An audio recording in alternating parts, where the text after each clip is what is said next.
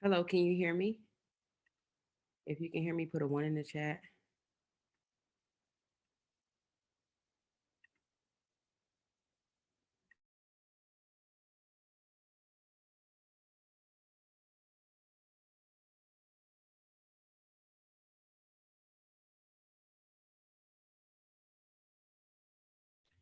Okay, great. Thank you very much. All right, so we're gonna get started in just a second here. Um, I think the last email notification just went out to remind people to join us. So today, obviously, we're talking about truck parking profits. This training is actually a part of my Truckless Coins program. My Truckless Coins program is about creating income streams in the trucking industry where you make your money before a load ever gets run. You know, your money is not depending on a load to get run and a broker to pay, right? And so, with that being said, uh, over the years, me and my fiance have done numerous things, had numerous income streams related to our trucking business that allowed us to make money in that same manner that I just mentioned. So, my Truckless Coins program, we go over those different income streams. And more importantly, we try to look at what we're already doing in our day-to-day life and or businesses and figure out how we can create an income stream from what we already know. Jeff, can I use you as an example? Yes, you know you can. Okay, all right, great. So Jeff is in the Truckless Coins program. Today we had a our weekly session, and Jeff has like a, I don't know what it's called, a certification or something basically to, what's it called? License. Say it again. License. Oh, a license. Okay. So Jeff has a license that he's had for years, right? And he was in the process of renewing it. And what he realized is that he literally would be able to take advantage of creating an income stream from that same license that he's getting anyway to run his other businesses. So that's the goal with Truckless Coins. Now, truck parking just happened to be something that fell into our lap a while ago because my dad had a yard and we saw the potential. So we uh, showed my dad several income streams that he could create. And then we kind of did something on our own that I'll show you guys as well. And then that's when we saw the power of having a truck parking lot. Now, in our situation, I just sent an email out because my fiance just got a $1,200 ticket the other day because we literally cannot find a parking lot for him to park his truck at near our new house, right? So it really is a need. I don't know if you guys want to unmute yourself, let me know what your connection is or why you're interested in truck parking. Does anyone in here have a truck or is in the trucking industry already? Or are you guys just interested in honey collecting these trucking coins? Let me know what your relation is to the trucking industry, if you don't mind. And while I'm waiting for your responses, by the way, you know, this is a sip and learn. I don't know if this is your first time with me, but I host Sip and Learns. So today I'm sipping my Sutter Home Jeff, as I mentioned earlier, fruit infusions, tropical pineapple. What are you guys sipping? So yeah, let me know in the chat what your connection is to the trucking industry. But the point is, if you don't know a lot about trucking, this is a good way where you can come in, create an income stream that will. Uh-oh, Brittany said, I have two trucks and I'm over this. Okay, I understand. So, Brittany, with your two trucks, where are you parking them? And if you don't mind me asking, how much are you paying to park them if you are? Um, Well, it took literally, I'm in Arizona, Phoenix, Arizona. And I don't know if this is just not a trucking hub, but there are maybe two official truck parking lots here that at least I could find. And I really had to beg and plead with the owner to find me a space. It was a really tight. And right now I pay over $500 for both of my trucks to be there. Wow. And Okay. honestly, my trucks are hardly ever there because my drivers do all 48. But when they are here, I need to park somewhere at least for 2 nights, right? So it's so little work that they have. I mean, I don't know all that goes into being a parking lot owner, but Mhm. um, I know that my trucks are barely there, and they definitely get $500, over $500 a month from me. $500 for both of them or each? For both of them, he cut me a deal.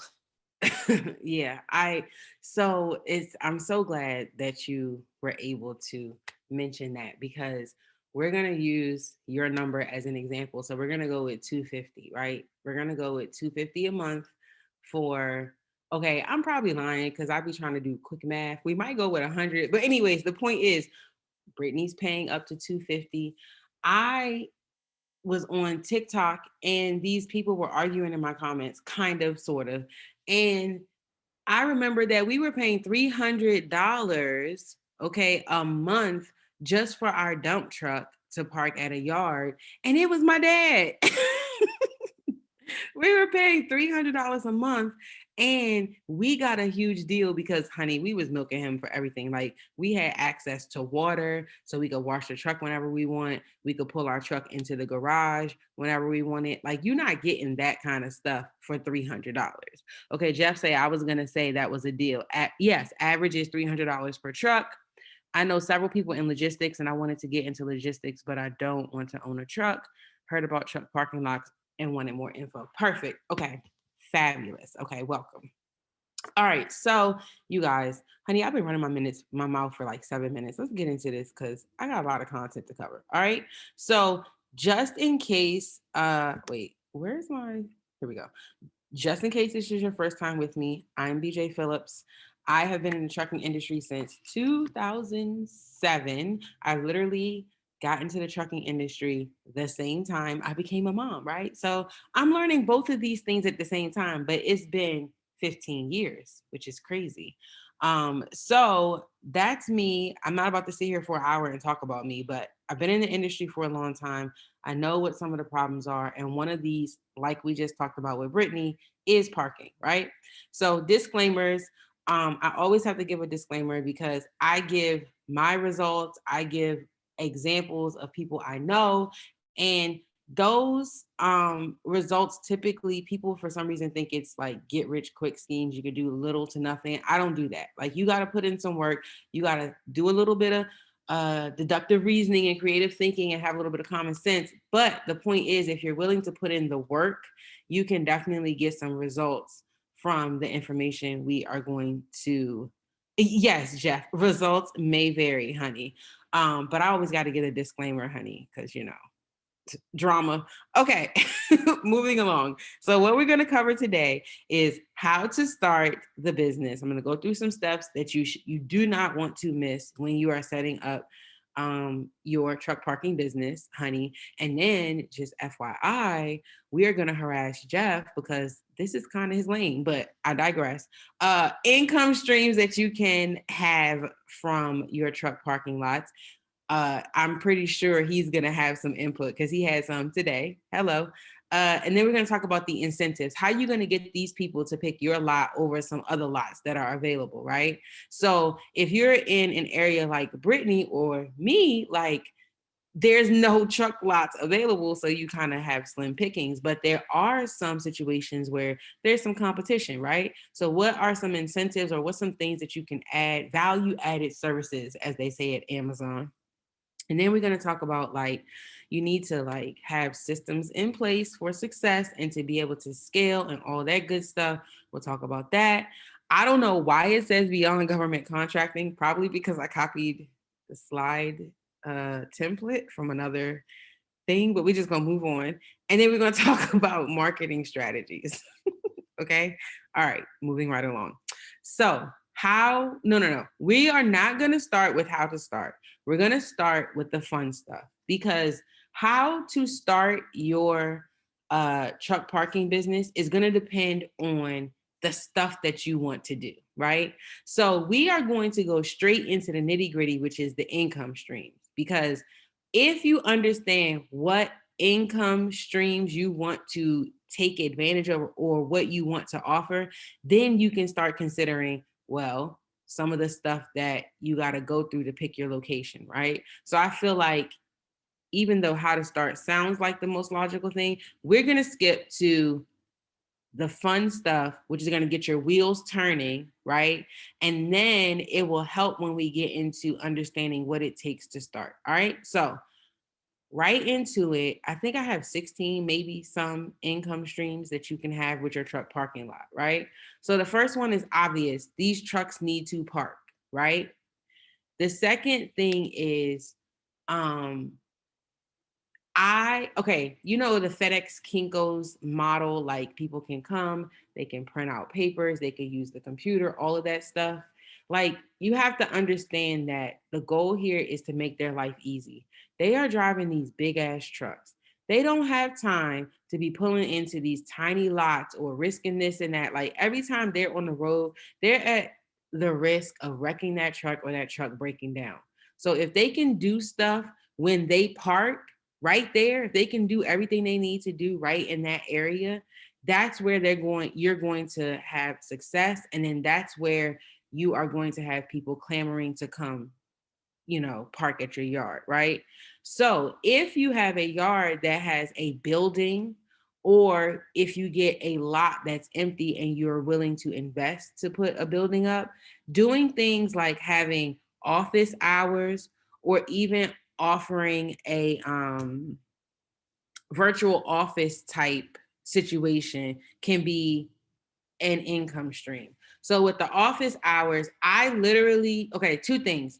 I pay for every business that I have, I pay a virtual office to have an address, right? The lowest one, I'm paying $71 per month. Okay. $71 per month.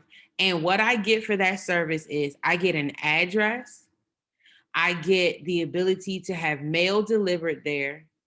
And if I wanted to, they would answer like phone calls. Like, I could use that phone number, for my business, right? They could answer my phone calls. That's for $71. And then for an additional $20 per month, they will mail all of the mail that comes in, whether it's bank statements, packages, whatever, they will send it to me, but I have to pay the postage. So I pay $20 a month in addition to the 71. So that's $91 a month for the cheapest business that I have a virtual office for. And that's every single month. This business has been open since 2019, and I'm paying that $91 every single month, right? Now, if you have people who are parking their truck there, let me tell you a reason why they would want to use your office as a virtual office. Insurance is expensive as hell. And depending on where your lot is, it could literally save them money to list your office as their garaging location. And if you're going to offer them that address as their garaging location, they might as well use you as their business address. And then when they come in, they can get their mail, they can get all their stuff, right? So some of these things are based off of if you get a lot or a parking, or you have the ability to have an office on that lot, you could do the office hours, you could do the virtual, you could do the copy print, all of that stuff. So they do not have to leave in their truck. Okay. The other thing is maintenance and service. So whether you actually have a garage on site or you do like what we did, we have a mechanic that we found. He would come out to wherever we wanted, right? A mobile mechanic. So he came to our yard every weekend. And so when we started charging people to park at our yard, what we did was they always wanted to use his services. And we got, in exchange for the referral of all of these other people, he would do work for us for free. And what he really wanted, but I didn't do it, he wanted me to handle the business aspect of it all. and just let him work there at our yard. Let people come to him there, because instead of him traveling, he would be in one space, right? And then he didn't have to deal with the drama of the payments and all of that stuff. He just wanted to tell us what he was charging for it, and we mark it up to whatever we want, right? So Jeff, we talked about this earlier. In a way, we talked about the inspections, right? But it's the same concept. Yours could be flipped, right? Because you said that you're going to use someone else's establishment, right? But it's the same concept. If you have a truck parking lot and you know mechanics, or you know people who work on or offer services. Now, what I'm talking about is mechanic service. I'm talking about the truck wash. I'm talking about tire services. If you have a connection, even if it's just one person who can do these things, if they come to your yard, you can either collect a referral fee, or you could literally allow them to be based out of your yard, and that will automatically give you foot traffic and more income. Does this make sense so far? Let me know, yes or no, in the chat. I think I just mentioned the truck wash. And this truck wash, I'm not talking about like you got to put up a building and they got to be able to drive it through, right? Okay, that's fancy and that would be great. I'm literally talking about somebody that has a van, okay? A van that they have a tank, a water tank inside, and they have a generator and a power washer. Okay? That's what I'm talking about. And the Bay has a friend who literally stopped driving trucks because he now has a mobile truck washing business. And not only that, he had that business in Maryland and now he's in Florida, right? So the truck wash doesn't have to be you setting up this huge building. It can literally be you bringing in people who do this service on a mobile basis, and that's any service that's mobile. So I'm talking, I was bringing mobile notaries to come in because these guys were getting paperwork and stuff and they needed someone to notarize documents. Again, are they going to drive their truck all the way to the bank and risk not having enough space to park it when they can do that stuff right at the yard and you can charge for it? Now, I'm not talking crazy numbers because it all adds up, but if you have 5, 10 owner operators and you offer these services, 9 times out of 10, they're going to take you up on some, if not all of them. Okay. The next thing is parts. Now, when you already have trucks, like for example, Brittany, you already have 2 trucks. If you decide to have a yard, you already know Brittany with having 2 trucks, especially if they're the same truck, she is grabbing parts. If parts are on sale, she's getting them, right? Because the worst thing is to need a part at the last minute or in a crunch and you can't get your hands on it, especially right now. Okay. So I was always at the parts store anyway for the Bay. And when stuff went on sale, I'm not talking crazy parts. I'm talking little stuff like brake chambers, right? That's something people need all the time. Airbags. Everybody that had a 2007 KW, they was blowing airbags left and right. So stuff like that people need on a regular basis, you can literally have there at the yard. Again, if somebody's trucks broke down, whether they get it towed back to the yard or they limp the truck back to the yard, a lot of these guys might not be in the position to go running around to a parts store. They need it quick and fast, right? So you can offer these things, literally buying them on sale and then selling it to them at the regular price or even higher, honey. I mean, it's up to you. They in a pinch.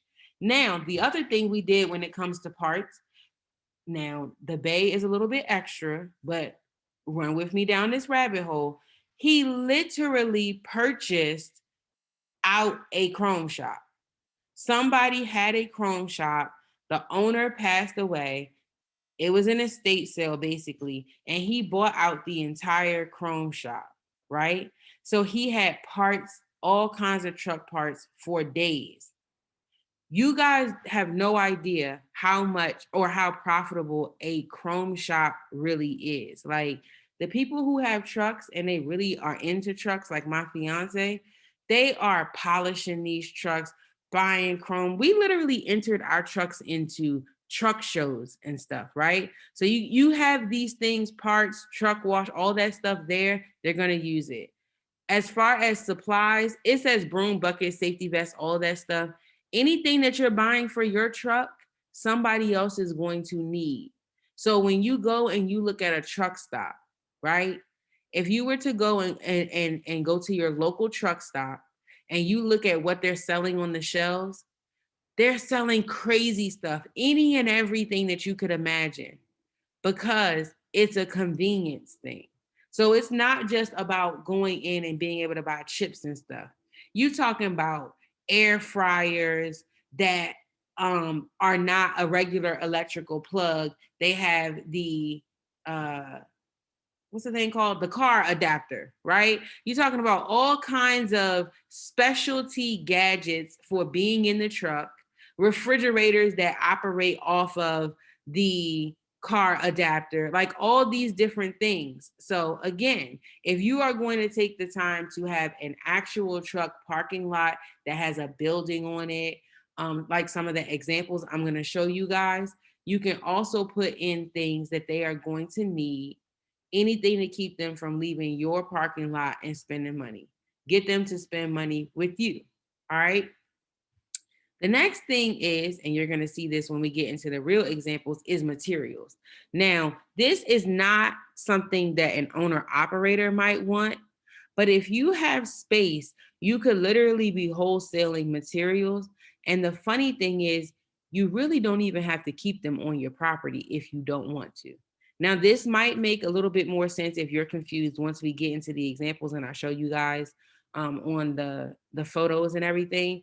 But materials, I'm talking about like mulch, gravel, anything that's like a bulk or aggregate material that trucks would be dumping or people might use for landscaping or construction or whatever.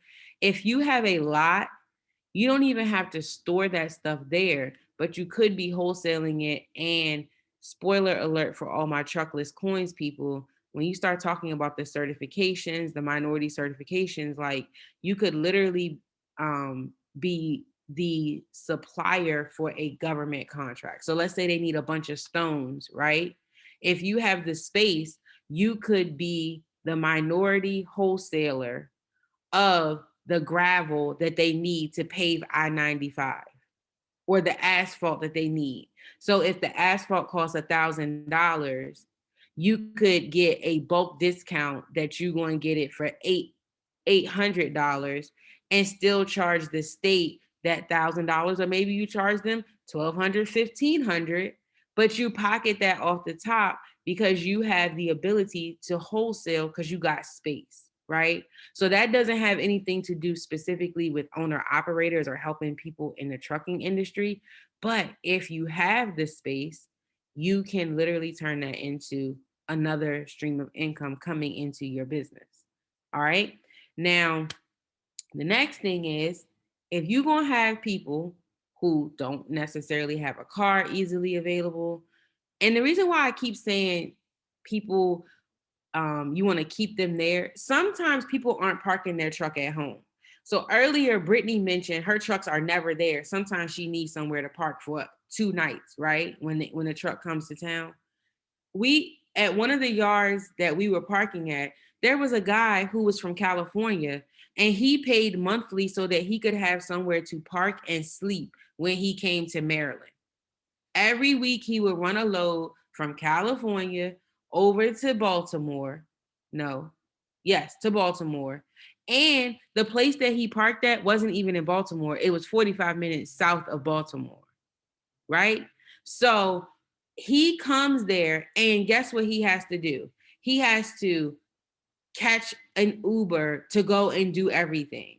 So if you know you're going to have people there, if you know the times that they're going to be there, even if you don't want to have actual food on site, you could have a food truck come there, right? If that food truck is coming there, just like anything else, you can either charge them a fee for parking their truck there, and because they're gonna make a killing, right? Or you could do the vending machines, you know. Um, the next one is my dad has a yard that has a house on it. So the yard that my dad has, the zoning or whatever, it could be residential and commercial, right? So there's a house there. And you literally could rent rooms to drivers. So we had a couple of drivers that literally do not have a residence. Like they're truck drivers, they're nomads. And they just wanted somewhere to sleep when they were, if the truck was down or something like that. And so if they were doing that, they would just rent a room. Well, the Bay has a friend who has a garage, right? And over the garage, it has a room. So his drivers literally rent the room above the garage because they're never there. Brittany said her trucks are there for 2 nights out of the week, right? So instead of them paying a full rent elsewhere, this guy is literally allowing people to rent the rooms above the garage where he parks his trucks. Okay. So just something to think about. I already mentioned the Chrome shop. That's a big deal. In addition to just the parts and stuff that they need to run the truck, the Chrome shop is literally lights, the chrome pieces that go on the truck, bumpers, that all of that stuff. Depending on, let me just say this, it depends on your area because this gonna sound so rude, but y'all know, y'all already know I am rude, so y'all accept me as I am. Like sometimes you go to an area and they trucks are just shitball. Like I'm not trying to be funny, but the trucks down here are ugly. Okay, I haven't like what is going on with the trucks down here in the Atlanta area. Like I don't know. Like up there, we got chrome on our trucks. They polish the trucks. The aluminum bodies are just shining. You can see yourself in it. So it can depend on, I guess, the market. So you got to do a little bit of research there as far as, how heavy you want to go with the chrome shop. But the real truck enthusiasts spend thousands. Like this, he used to spend like $3,000 on a bumper. How many times do we have to get a new bumper? He had a custom grill. He was literally about to buy a custom grill that was going to be fabricated in Australia. Okay, we're gonna move on. We're just gonna move on.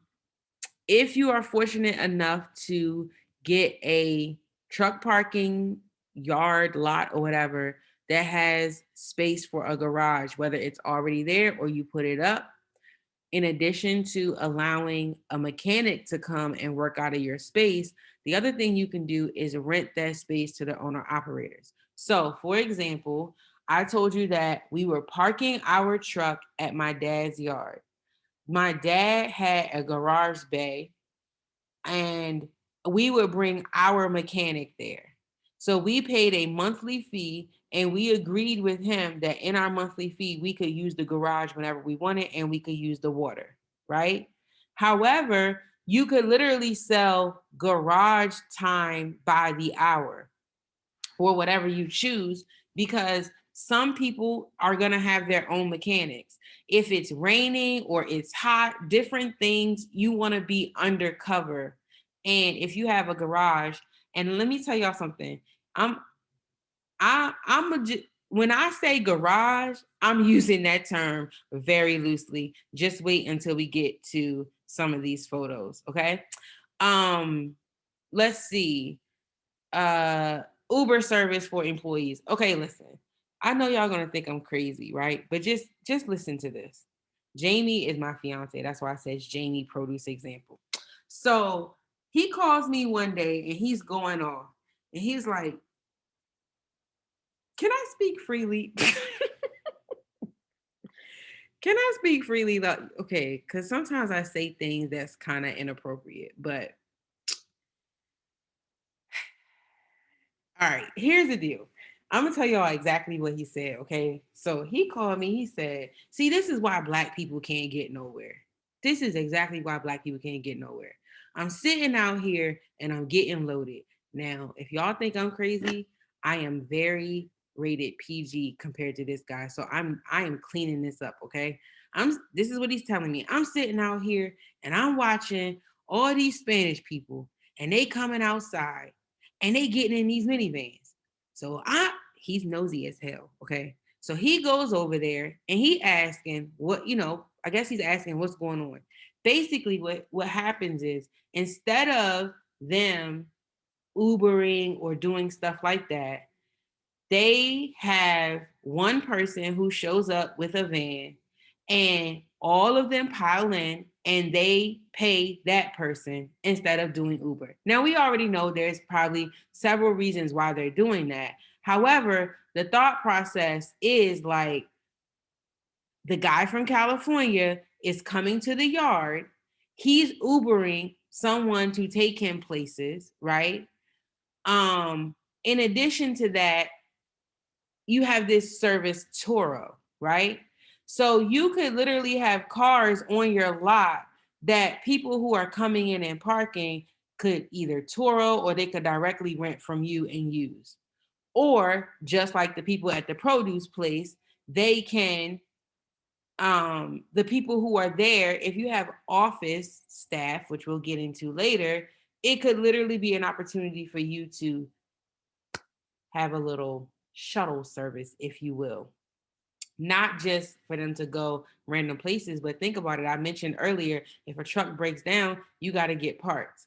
Some people take their truck to the dealer. We not them people. We got our mechanic coming to the yard. We going to get our parts, whether we go into a junkyard, to 2 or 3 part stores to try to figure out because these parts are high, right? Sometimes you got to shop around and go around and do a whole bunch of stuff.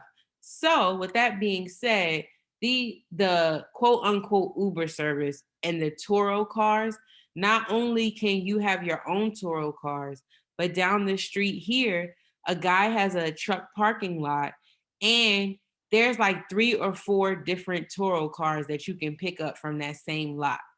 And they're from different hosts.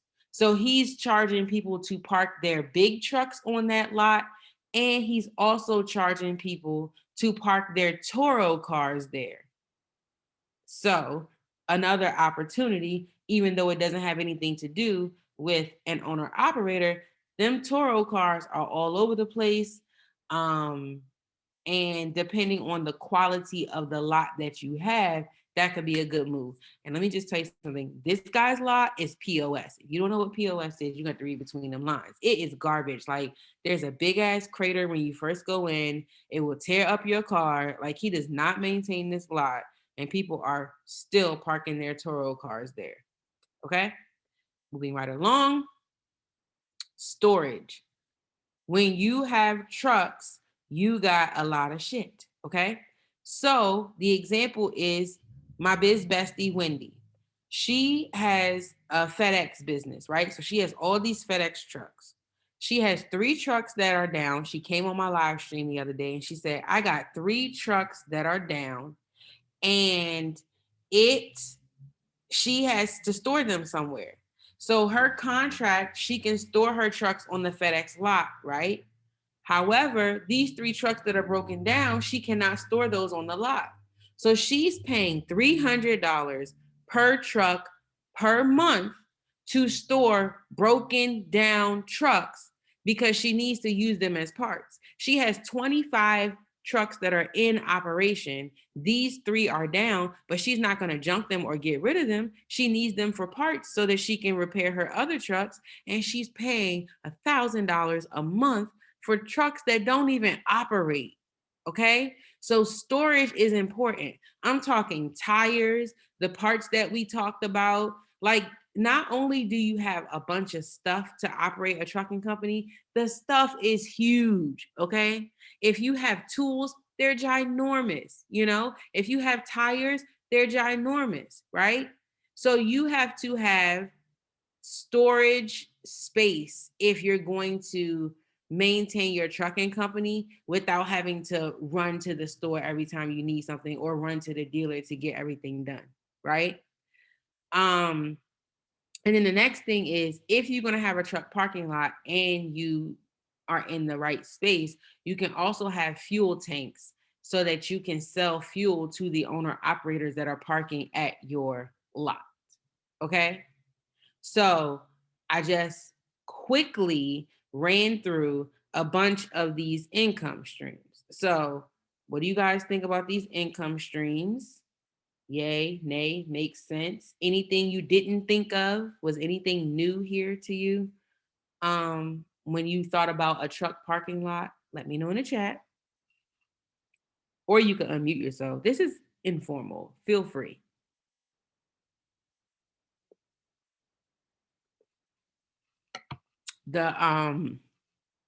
Let's see.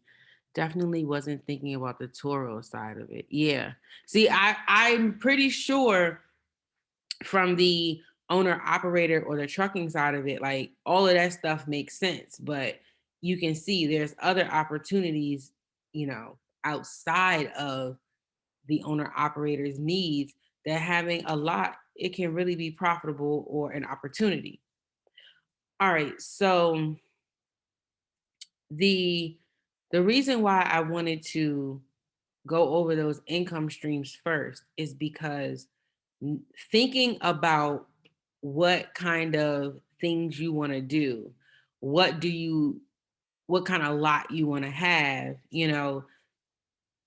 your startup could be different, right? So what I mean by that is, if you don't have a lot to invest, you could start small. Like, for example, the Bay and I literally rented 5 or 6 spots at a public storage lot, and we had people that were paying us to park at this public storage lot with us.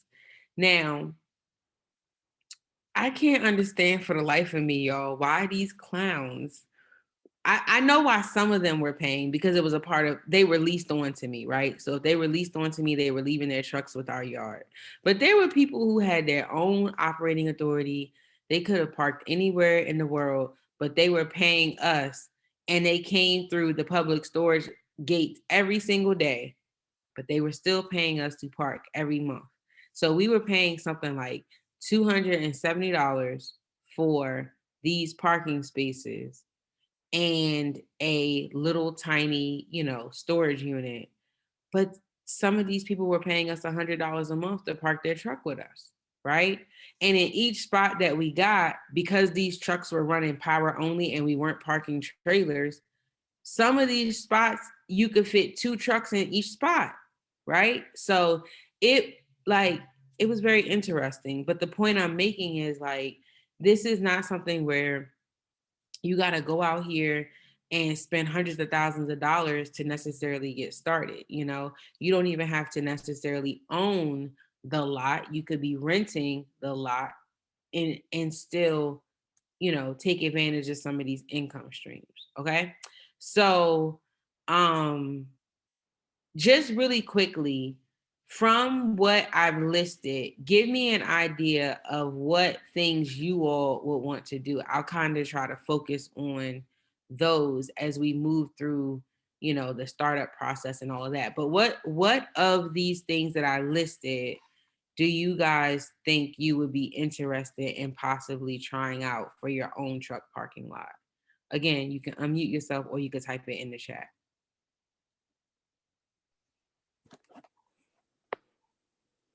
Hey, So you're gonna BJ. probably hear my, oh, sorry. Oh, go ahead. You could go, No, go Deborah. ahead. No, go ahead. Oh, okay. I'll go really quick because my kids are acting a complete fool. But definitely the office hours, the virtual office, copier, printer. I would like to figure out more about the maintenance side, like finding a mechanic that could come on site and do some work and how we would negotiate that. And then the fleet washing, because I actually have a friend in Atlanta who does the power washing, but he's obviously not in Arizona. So finding a partner to also do the fleet washing. I know that I have reefers, so I'm constantly having to wash out those trailers, and I spend a grip with Blue Beacon. Yes. Oh, I So love me some Blue Beacon. Okay, let me get myself together. like I'm really, really, really interested in that. And then just the food trucks too. I think that would be really profitable working on a partnership with the food trucks. Yes, yes, yes. Okay. All right, perfect. Okay, I think it was Deborah. You had unmuted yourself. What were you thinking about? Certainly, BJ. Same for me. Office, the virtual office, copy print. I'd also like to find out a little more about truck wash. Although in the Bay Area, space is at a minimum and everything's so expensive, but I'd certainly like to look into those areas as well. Turo, I hadn't thought about that. I just learned about Turo a little bit ago. So yeah, Okay. and food vending as well. Yeah, Okay. All right. thank you. Cool. All right. So the good news is, well, technically, I was about to say the good news is the things that you guys are interested in doing are really not that insane. I do understand that it's going to require you to have something that has a structure, right? But I'm gonna show you. Y'all know. Let me. The only problem is I uploaded pictures. I got things together and then I forgot to send these pictures over. So let me, I think what I'm going to do real quick is show you guys the real life examples because, oh, no, let's do the incentives.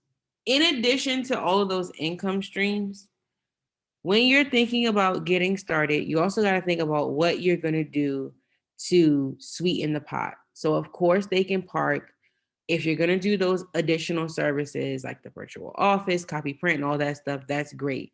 But the other thing that matters is just the generic stuff, even if you don't ever add those other services. So when it comes to parking, the things I'm looking for and the things I'm willing to pay is like, is it gated? You know, it doesn't have to be a crazy gate, you know, all electronic and automatic or whatever. But I just want to know, like, at night when stuff be popping off, you know, like, is this place secure? Right. So when it comes to having the gates, the public storage place had it. My dad had a gate. It was so janky, y'all. I'm telling y'all because, you know, y'all not going to tell my dad I was talking about him, but it was so ghetto. It was like one side barely even moved. You had to open them opposite directions. It was really ridiculous. However, you knew nobody was coming in there because they had to literally almost crawl on the ground to unlock it, and you couldn't get nothing through it, right? So you knew nobody was coming in and messing with your truck. That's a big deal. Like, people be coming and stealing parts off of trucks. There's a lot of people who park in parking lots and they come back and people done mess with their trucks, right? So that's important. The security and having a gate and all that stuff matters. And when I say security, I'm not just talking about like electronic security. Like, you could literally have someone come in and sit at your place as an added level of security. Because people are coming in and out, it's like you just need it. It's important. So, and you got to have the cameras, right? Let's see, has to be gated 24. Yes, you like, come on. Like, that's added level. Like, let me just tell y'all something. Some of these lots down the street, I swear to you, you know when I say an industrial park, you know what I'm talking about, right? Like, it's all the buildings, it's all the lots. It's like they literally are renting the parking lot in an industrial park. I could park my car on the side of the road and walk up to these people trucks and try to unlock the doors. There's no gate, there's no cameras, it's just a main road and they just have a spot to pull their truck on. Come on. You know, like but people are paying for it. So there are levels to it. I recommend you have these things, you know, but on my TikTok, this is where people are saying, oh, I pay $14 a month. I mean, $14 a week. Okay, we understand why you're paying those fees because you're parking on a lot and it has nothing, no securities. You have no idea what's going on with your vehicle, right? So I recommend gated, like Jeff said, real person security if you can. The cameras are a nice added feature. And let me just be real extra. Now, I don't know how you pulled this off, but it's just a thought. I know it's a possibility. Okay, I'm also crazy too, clearly, as I open my mouth to say this. When my son was in daycare, that's the crazy part. When my son was in daycare, they had this camera system that we could literally log into and see our kids, right? And I remember when I worked at a security business, we also offered that as a service. Like you could log in, people could have a different login, and they could log in and just look and see what's happening, right? So if you really want to get fancy with it, cameras and all of that special stuff, it can really matter, especially for us. Like we took pride in our vehicles and we was not just parking them anywhere like this stupid truck he's parking anywhere now, right? Does that make sense? Like some people care enough that this stuff matters and they will pay extra for it. The other thing is it needs to be well maintained. Like if these trucks are heavy when it rains, like some of these lots are just gravel or 57s or whatever. And when it rains, the ground, it gets those craters and those canyons in it. Like you have to maintain the lot, especially even if it's paved, there's still maintenance you're gonna have to do, whether it's snow removal, you need to maintain the property in order for people to keep wanting to bring their stuff there. Because you got to remember, it's not just about them bringing a truck in there. In order for them to get into their truck, they have to drive their personal vehicles to that truck.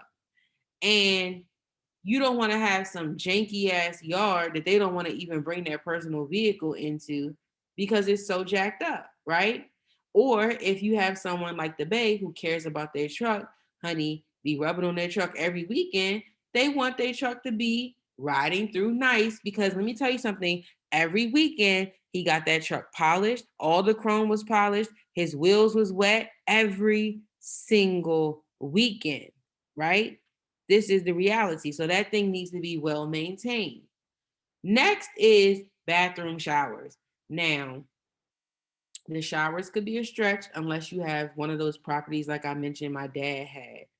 But in addition to that, the bathrooms. My dad spends $89 per month and he has this super fancy ass porta potty that literally has lights on the inside. It has all kinds of stuff. And the company comes out every single week. They clean it, they empty it. I have never in my life seen a porta potty that I would actually go and use, but that's it. It even has a freaking mirror inside of it. But anyways, the point is bathrooms. Even if you have a lot that's in the middle of nowhere, a bathroom is a big deal. Like a truck driver finding a bathroom is probably the biggest bane of their existence, especially when you're talking about driving around with the truck and the trailer, trying to get this truck. Like, just porta potties is cheap, okay? Even the nice ones, like I said, the company they come out, they maintain it weekly. And you could, depending on the size of your yard or how many people be there, you might get one or two of those, but it's a really good thing to have if you don't have a full building. That's an option. Or let's say you have a building, but you're not giving them 24-hour access. Porta potty, really good to have. And then the other incentive would be those other income streams we talked about. So the ability for them to do the copy print, the virtual office, and all those other things that we talked about, having all of that stuff in addition to being able to park their truck in a secure, well-maintained area, those added value added services. That's what I should have put there. Value. Yes, you can. Yes, you can. Jeff said you can charge for using a bathroom. Like, you guys have no idea.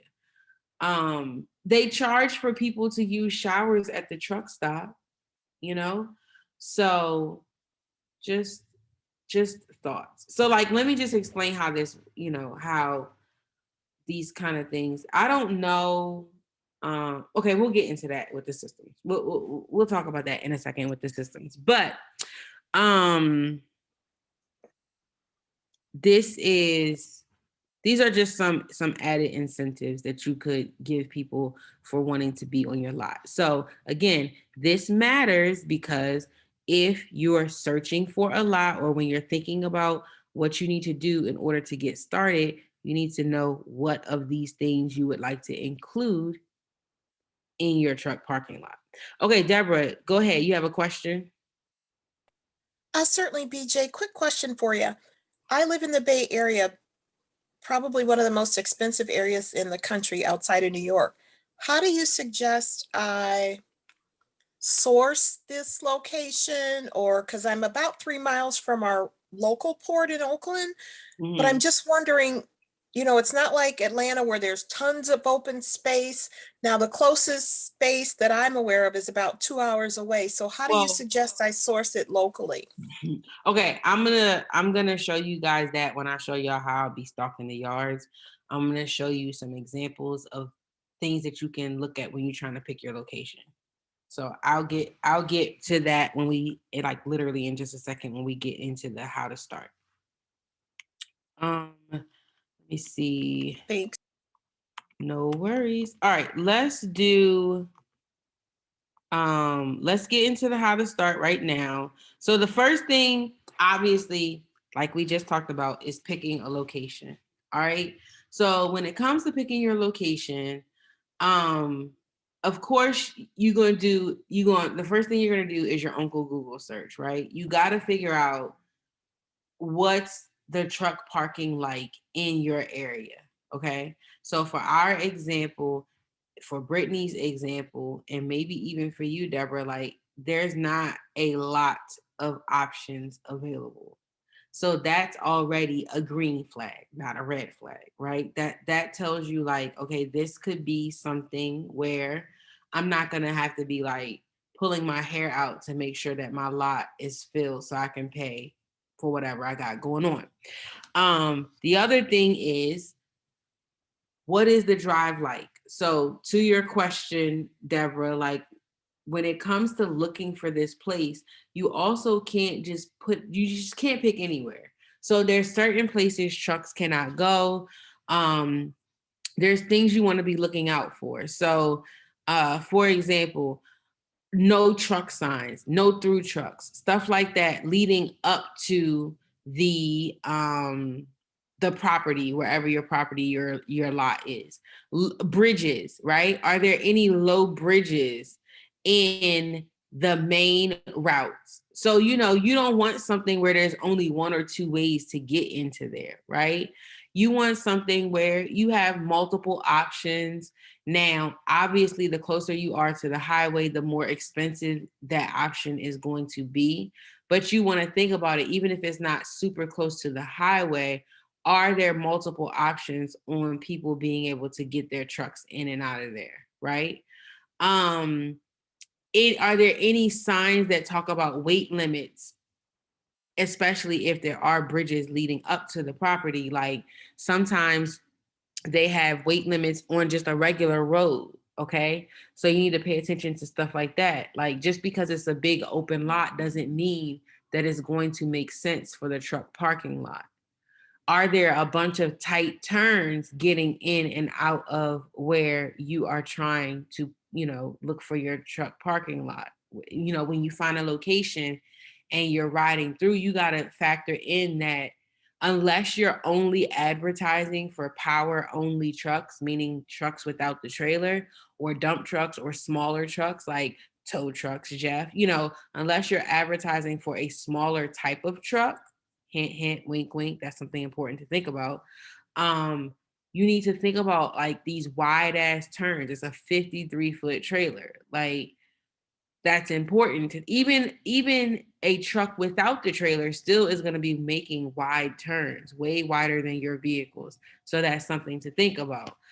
Like if you never see no trucks around where you're trying to get your lot, that might not be a good sign. It could just be that there's no truck parking in that area or whatever, but it also could be that ain't no truck supposed to be there. So you gotta do an in-depth look at the area that you are looking in. Also, I put in here, you want to think about the proximity to the highway and proximity to other, truck related stuff. So, let me just look at one more thing because I'm itching to get to the map. Let's see. Let me go back. Okay, so the zoning laws. So some stuff is zoned only for specific things. Like there's residential only zones where you ain't even supposed to have trucks on the roads at all unless it's doing, construction work or whatever. You might have some mixed use areas where it can be residential and business, but it might not be for our types of vehicles, right? Then you have like light industrial, mixed use. There's different zonings depending on what your area is like, right? And so it has to be properly zoned for the fact that trucks are going to be coming in and out of there. Nobody, like if you don't know about trucking, these trucks are loud as shit. Like they start the trucks, they got to air up. When they slow down, they loud as hell. When they're taking off, they're loud. So there's just certain areas that you're not going to be able to have these trucks at, right? So zoning plays a large part in it. Plus, you're talking about all the exhaust and all of that stuff. Oil spills, if you're trying to get the fuel tanks, like I mentioned, as one of your income sources, those things are really going to play, zoning is going to be important when you're trying to do those sorts of things. So you got to pay attention to that. Then the next thing is the size. So Deborah just mentioned like where she is, a large area, large lots and stuff like that, they are not readily available. Sometimes when you're close in to the city, that's just not a luxury that you have, right? In these cases, I encourage you to get creative. So I'm gonna give you guys some examples. But when it comes to the size, like I was talking about this with the Bay, I hate to do this to you, but it really depends on what you're trying to do. So for example, we had those power only trucks. We didn't need a lot of room. So that's why we were able to start that opportunity at a public storage public storage lot, right? Because they weren't bringing any trailers in there. You don't need a huge amount of room there. And like I said, the spots were so large. The spots were for RVs, and I guess you probably could have put a trailer in there, right? So we could fit 2 trucks in our spots easily. However, when you're talking about a truck with a trailer, now we talking about acreage. We're not just talking about spots, we're not just talking about going to the industrial park and allowing trucks to pull into the parking lot there. You talking acreage. Or, like tow trucks, tow trucks on the small end, but when you're talking about wreckers, right? The tow trucks that they use for these big trucks, you still gonna need a big ass yard. So like, it just really depends on the type of truck you are interested in allowing to park. So Deborah, where you're saying that you guys don't have a lot of space, going for the big trucks just literally may not be the move for you, right? If the area that you are interested in, because you're saying you want to be closer to the port, the big trucks still may not be the move if you can't find the space. But when I talk about getting creative, okay, a lot of times people think, oh, I have to have this empty canvas, and you do not. So let me give you guys some examples of random ass places that you probably wouldn't think of that you could rent as your truck parking lot. One of the things that's happening all across the country is shopping malls are dying. They are shutting down, and stores are closing, and they're not opening back up, especially since the pandemic, right? So you have these ginormous shopping malls that have these huge lots, and they're not doing anything with the buildings on the inside, but you might be able to rent the parking lot. So where I grew up, they had this mall, and every time a store closed in the mall, they did not let anything else replace it because they always had a plan to put condos there. When I tell you I was a little kid when they started closing stores in this mall, but gradually, as they closed more stores, people stopped showing up.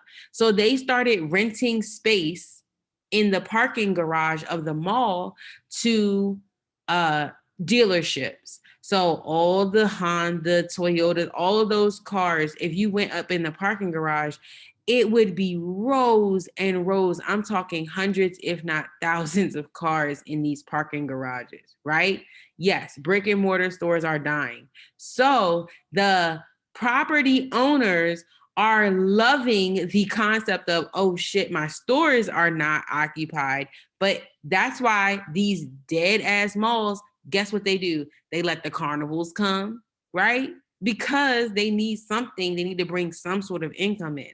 You're talking about, let me rent your parking lot. They don't even need you to rent the building. Just something to think about, okay? Um, I already told you about the public storage lots, right? But then the other thing is, so we talked about you need to have something that has an office on it. If you want to do the copy print, you want to do the virtual office, stuff like that, you got to have some sort of like actual dwelling, building, something on there, right? What I need you guys to understand is that this doesn't always have to be as complicated as we make it. So I've seen instances where there literally is not even a shelter or anything on a property, and they were still able to get a mailbox. Let me just say that one more time. Because remember, I told you a virtual office is just me being able to use that address for my business and me being able to accept mail there. And if I wanted a phone number, I have seen properties where we park our trucks, they receive mail there, but there isn't even a building there. Now, do I know how the hell they did that? No, I don't. Is there a loophole? Gotta be, because I didn't seen it more than once. They don't even have a building there and they can still receive mail. So that's something to think about. The next thing is you ain't gotta go build nothing. Like there's these my fiance calls them pole buildings. I don't know if that's what they really call, because he be kind of like making shit up. But they are like, you know how you go to Home Depot and they have those sheds out there? They're like one step above those sheds, but another step below an actual like built it from the ground up building, right? Those things, I've seen them for like 4 to 8 grand. Yes, a trailer. I mean, the smallest trailer, okay, ever. But I said I was gonna pull up these pictures. Sorry, hold on. Let me share these pictures with myself right now, because y'all going. When I don't know if this is gonna be as entertaining to y'all as it was for me, but this thing has me cracking up. So let me send this stuff to myself. I thought I already did this, but just bear with me 1 minute. And I do know I have it on my page. So while I'm waiting for these to load,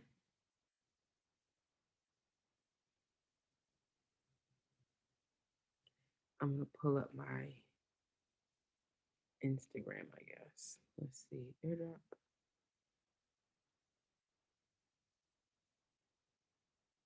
Today would be nice.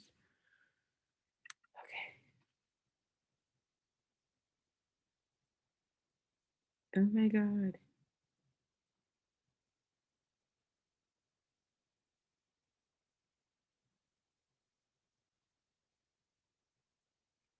All right, where's my screen? Here we go. Share.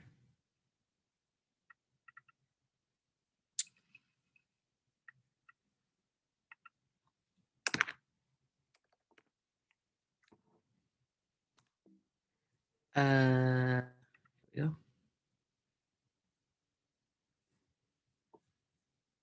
So I don't even have time for these shenanigans, you guys. Seriously.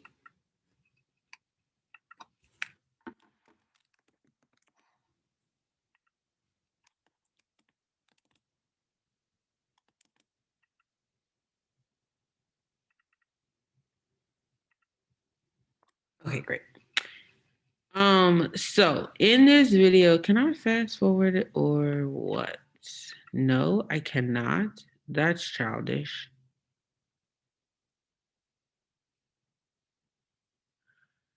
All right, so when it comes to having a building, will y'all please just, okay, I'm gonna pause it right there. Do y'all see these things right here? These are containers. Okay, see those? I know you can't see it that well in this particular shot, but I need y'all to understand that this is their garage. Can y'all see that? That this is their garage? I forced the bay to go inside and take as many pictures as possible. They are loading to my iCloud or something right now. I don't know what's happening. So I'll zoom in just a moment. But the point is, this is containers, the things that be on the ships that bring stuff over from China. Those are the containers. And they have stacked 2 containers on top of each other and put like one of those 10 roofs on top. And they have created a little makeshift garage to do work in. Now, let me just tell you something. This little makeshift garage, they literally you see that white truck right there? That's the base truck. $7,700 for a transmission to get the transmission done. So the point I'm making is you ain't got to be going out here and getting this crazy big garage. Oh, well, there's finally my computer decides to accept the files I was trying to send for an hour. All right, let me see if I can pull this up better for you.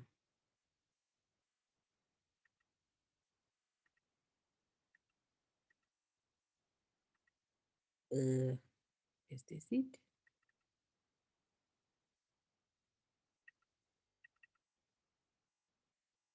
All right, the other thing about this is, let me share this. They have electricity running through these containers. This is the electricity. These are the security cameras. They have, when I say they rigged this thing up, I don't think y'all understand. But here's the thing, people literally make houses out of these containers. And I used to watch a show called Container Wars, where they would get these containers off of the ships in California and they would auction it off, right? One time they auctioned off one of these containers, and when they opened it up, inside was a full-blown office. It had desks, chairs, phones, it had everything inside of the container. Electricity was running through it, so all you had to do was just hook it up to the utility or a generator, right? And they had a full-blown office in a container, okay? So just saying, like, even if you don't have this amazing grand setup, again, these people repaired the truck, charged $7,700. He charged $2,000 for, let me fast forward. He charged $2,000 for the transmission. Okay. And if you look here, you see there's a ladder because they're storing stuff inside of these containers. Okay. So the point that I'm making with showing you guys this is that even if you can't go out here and get, you know, a brand new building with a huge lot looking like a full-on truck stop, you can make it do what it do. Okay, let's see. You can get a mini mobile office or turn exactly turn a container into an office. Containers are inexpensive. Exactly. So I went and I searched and I found containers running between 25 and now like 45. I've seen a lot for 4,500, a lot more than I ever seen before. But even at 4,500, so they did 4 of these and a 10 roof. Like, come on. Like, it's insane. Okay, let me just get back to my slides. So let me see. Actually, I don't want to go to the slides. I want to start showing you guys these real life examples. And then we're going to go into the steps that you're going to take and how you're going to do your little research. Okay. So, what I'm doing is my best friend ever in the whole wide world is Google Maps. Like, if I could put all my money in Google Maps, I would, because that's how much I love Google Maps. Like, side note, I just found Little Boosie's house and Rick Ross's house with Google Maps. Okay. It does, Jeff. I'm trying to act right today, but you're bringing it out of me. Jeff said that set up like something from a third world country. It really does. But let me just tell y'all something. At least 4 times we have gotten to a place and it was a setup similar to this. One time we went somewhere and it wasn't even that. They had a tarp running from 2 poles. And then the back end of the tarp was attached to a school bus.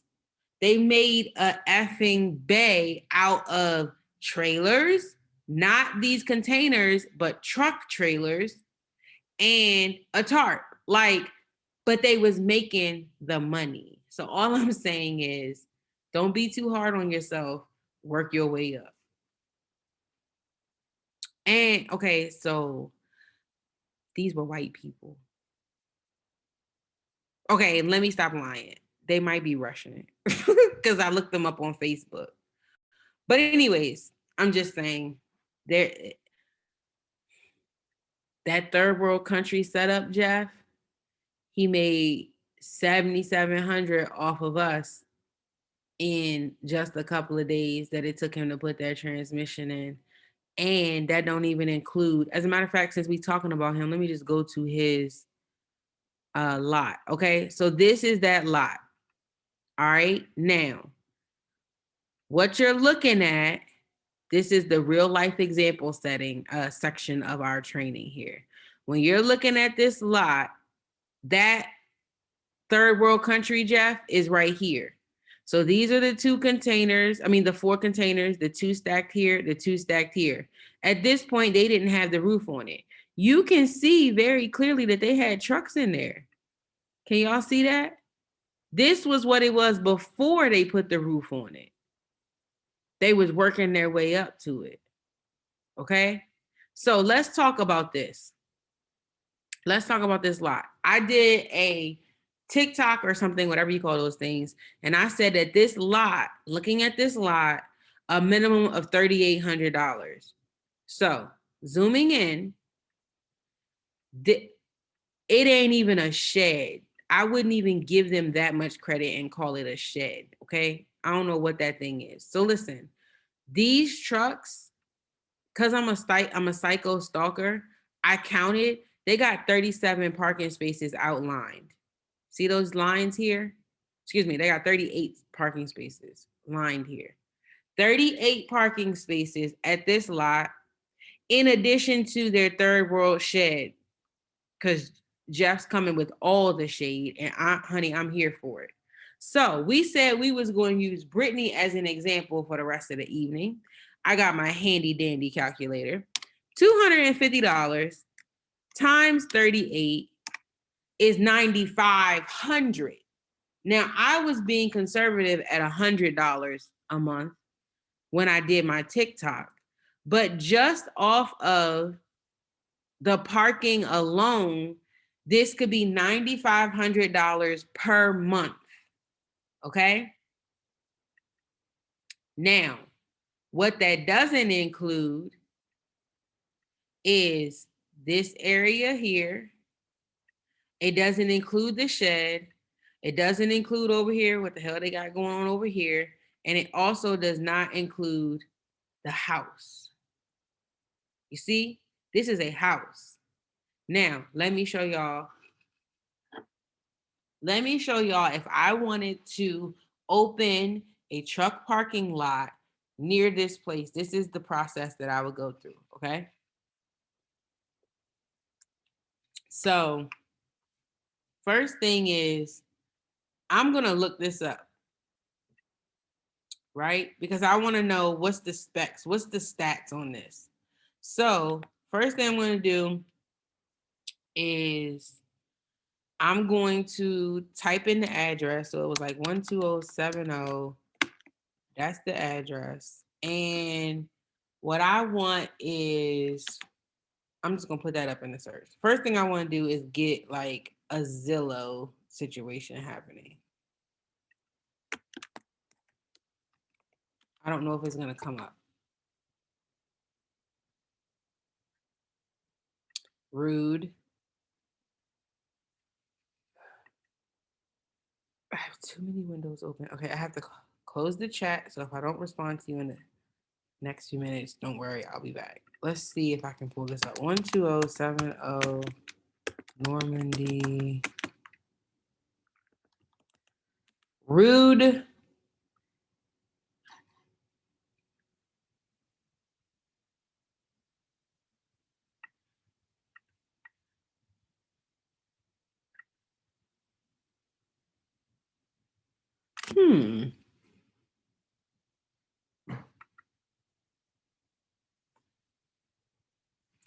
Okay.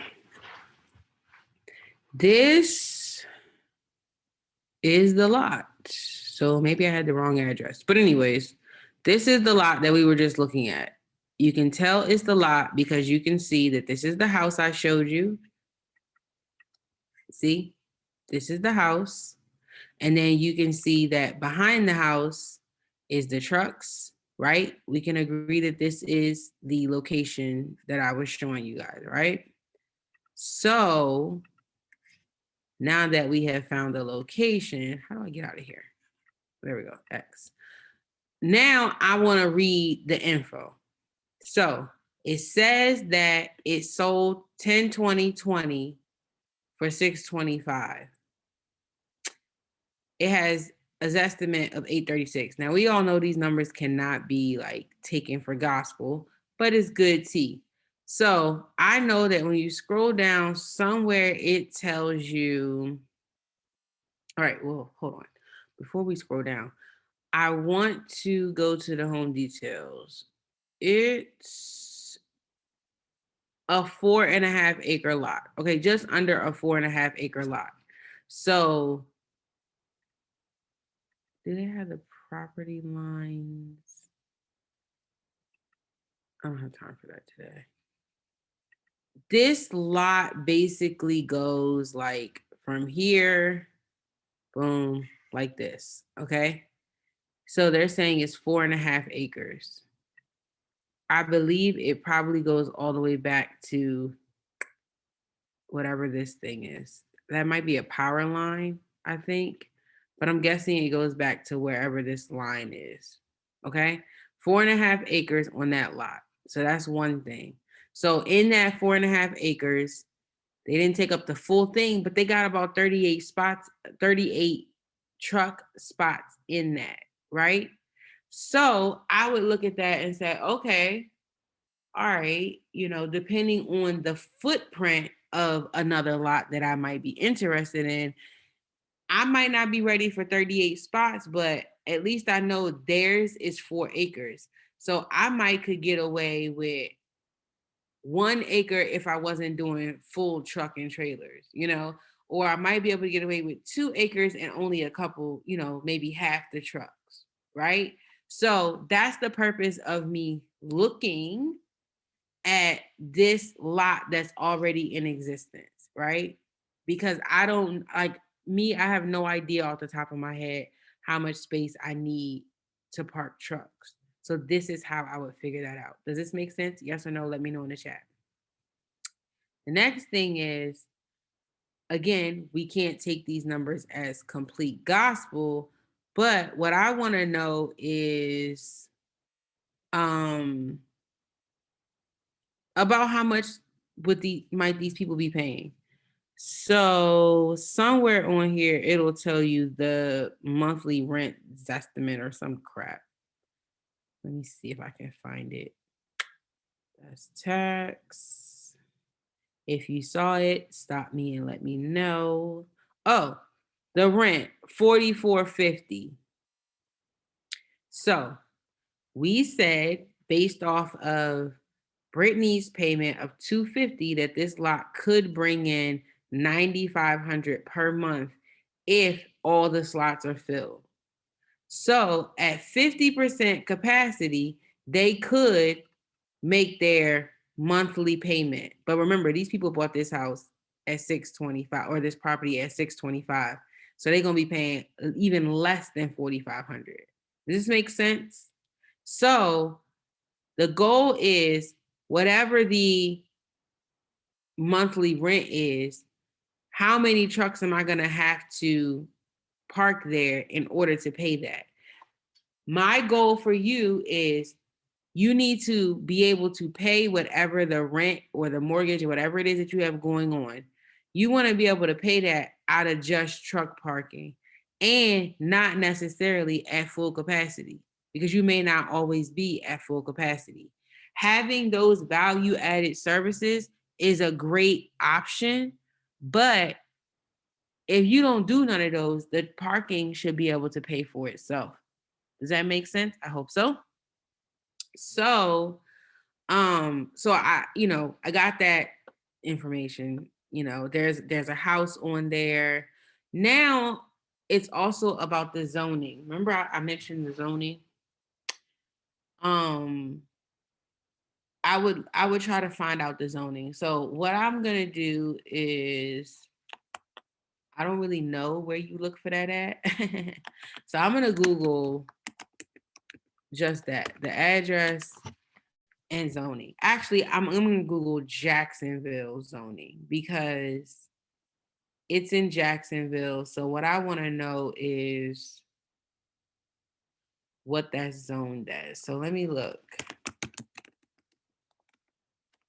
Oh God.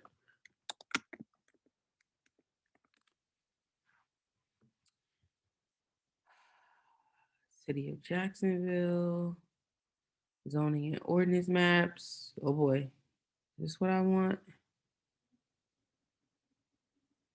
I don't think this is what I want.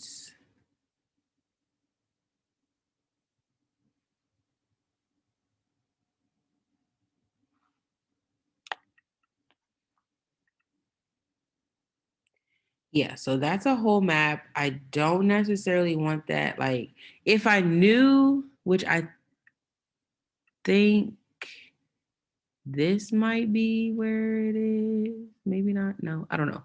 I don't know this city well enough to be zooming in on this kind of map. I'm more so trying to find, like, how can I search the address? That's what I want.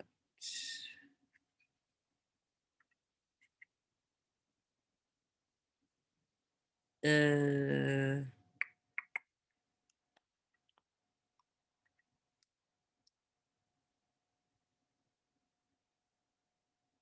oh. So basically what just happened was I just randomly scrolled to the middle of the page and it said, if you would like to find out your zoning, use the link for our GIS mapping page. So now I'm clicking there. Now it says after school program. All right, Duval must be the county. It says Duval property. I'm gonna click there. Boom, this is what I was looking for. Somewhere to search. Leave me alone and get out of here.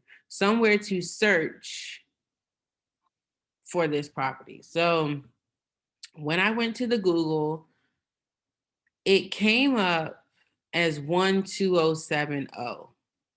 But when I did the Zillow, it came up 12104. So I'm gonna look up both of them and see what happens. So real estate number, or maybe it all goes here. I feel like the number goes up the top. Maybe. Hell no. All right.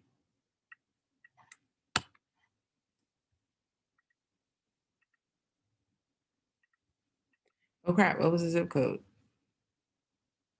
This one. 322.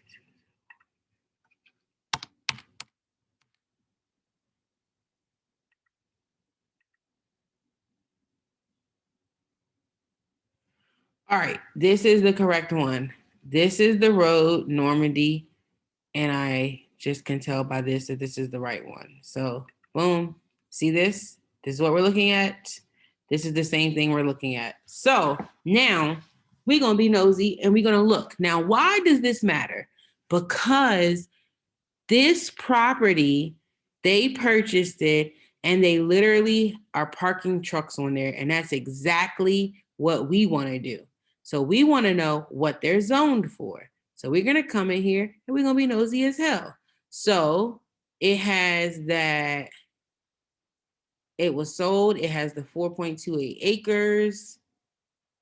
Okay, flood zone. Great planning district zone noise.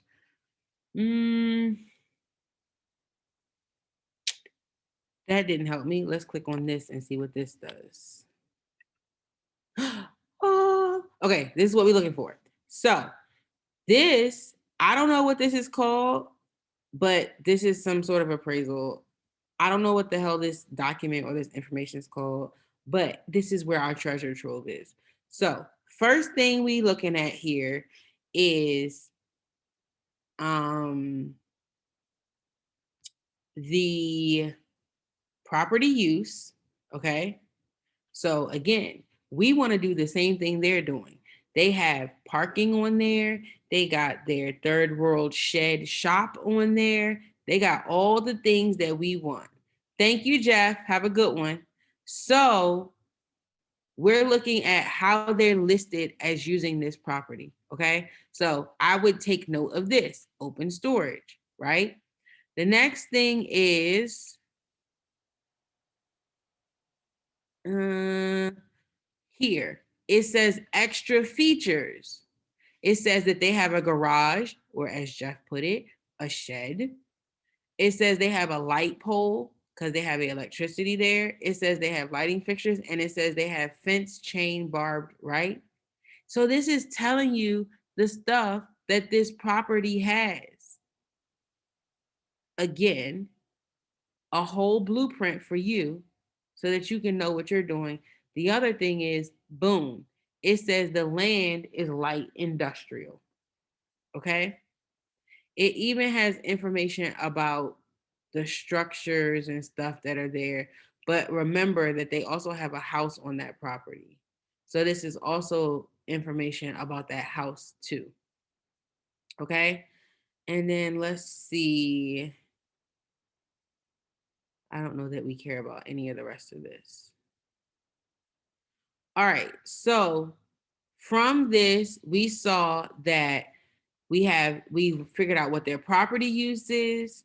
We have figured out what they have on their property, like what dwellings they have listed. Extra features, here's what they called it. And we also figured out what the property is zoned as, okay? It's light industrial. Zoning assessment is IL, okay? Does that say IL? Yeah, it does. Okay, so with that being said, if I was going to try to start a truck parking lot in Jacksonville, I would take this information and now I'm going to do one of two things. I'm going to go and start my own search, or I'm going to reach out to a commercial real estate agent, right? And I'm going to let them know, like, hey, you see this property, you see what they're doing? I want to do the exact same thing. And you can either let them know that you did this research, or you just let them do their thing. And then you ask these questions when they start bringing you properties. But the important things are you need to know what the zone is and what you can and can't do in that zone. And then, in addition to that, think about the things that you will want to do, right? So you might, again, not have a building right now, but later on, you might want to add that. You might want to consider having the fuel. So you want to ask or link up with a commercial real estate agent, because these are the kinds of things that you could put them on the job of. Even down to the stuff I mentioned earlier, like the roads leading up to it, all of that stuff you could put on the commercial real estate agent. So, Deborah, I know, honey, I spent at least an hour trying to answer your question, but these are the things that you have to factor into, and these are the ways that you're going to be looking for your truck lot and where you want to put it at, okay? I ain't gonna lie, I kind of feel like I've been all over the place with this. I hope this is making sense to you guys. So we discussed how to pick your location and all the things you want to think about with that. The next thing is the new business checklist. So I am going to give you guys access to the new business checklist. It is basically just, I think it's like 22 or 23 things that you would want to have in place. Like if you're starting a business and eventually want to use business credit and all those things. It's actually a checklist for my people who want business credit, but it's a really good checklist just to make sure you check the boxes when starting a new business, right? So I'm going to give you guys access to that, and it comes with a video. But it's things like making sure that you're registering with your state, making sure you get your business bank account, getting your domain name and stuff like that. All of that stuff is important because we're operating a business, we're starting a lot. And if you already have a business and this is not related in any way, you don't want to just tack this on to what you're already doing. Now, Brittany, she could definitely just continue on with her business and possibly add these income streams to what she's doing already if she wanted to.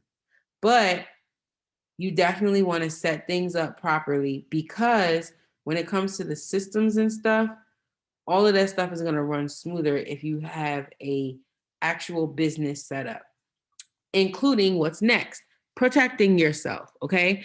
You gotta have insurance. Okay. There's no question about it. Is it optional? It probably is, depending on where you are, but I'm telling you, you better have insurance. Okay. So I'm going to actually show you guys some coverages. Hold on. I hate that Jeff left early, because he probably could have given us a little insight on this section. Okay, let me share my screen. All right, so this site is giving you a bunch of types of insurance that you might want when it comes to a parking lot, right? So I'm going to give you guys access to this link, but I thought this was a really good resource for identifying what coverages you might want to get. So they have commercial general liability insurance, garage keepers liability insurance, business property insurance, business owners policy, and then employee theft. Like when we get into all those other things, when I talk about your systems, one of them is mentioning like, hello, having staff or employees on site. So something to think about there. Business auto insurance, if you're going to have your own vehicles there on your property. And then workers' compensation for any people that are working there, even for yourself, right? So those are some of the policies that you, honey, I don't want you considering, like, I want you getting what applies to what you're going to be doing. Okay. You got to protect yourself and the people who are going to be parking at your parking lot. Right. So I'm going to put this link in there with the replay. And of course, you have to get with a real estate person that is writing policies in your jurisdiction, in your state. But these are just some talking points, some things you could look into when you're working with them. Let me go back to my notes.